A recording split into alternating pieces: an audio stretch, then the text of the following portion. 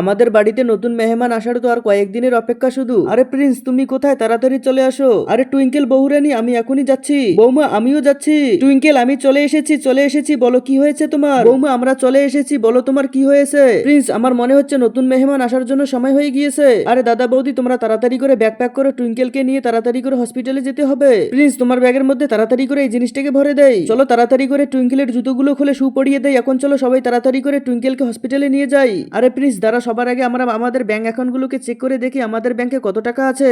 আরে আমার কাছে তো অনেকগুলো টাকা আছে। আরে দাদা তোমরা টুইঙ্কেলকে নিয়ে তাড়াতাড়ি করে হসপিটালে চলে যাও, আমি বাড়িটা লক করে চলে যাচ্ছি। বৌমা তুমি তাড়াতাড়ি করে সাবধানে গাড়িতে উঠে বসে পড়ো।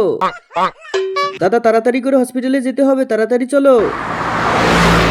বন্ধুরা আমাদের বাড়িতে দুইটা গাড়ি ছিল, দুইটা গাড়িকে নিয়ে হসপিটালে চলে এসেছি। দাদা দেখো আমরা হসপিটালে টুইঙ্কেলকে নিয়ে একদম সঠিক সময় চলে এসেছি। আরে প্রিন্স আমাদের বৌমা কোথায় গিয়েছে। আরে আমরা তো বৌমাকে কোথাও দেখতে পাচ্ছি না। এই যে দেখো প্রিন্স আমি চলে এসেছি, আমি তো ওয়াশরুমে চলে গিয়েছিলাম। আরে আমি এটা কি দেখতেছি, এখানে তো দাদা বৌদিকে দেখতে পাচ্ছি না। বন্ধুরা এদের বাড়িতে নতুন মেহমান আসবে, এই খুশিতে সবাই ভিডিওতে একটা লাইক করে দাও।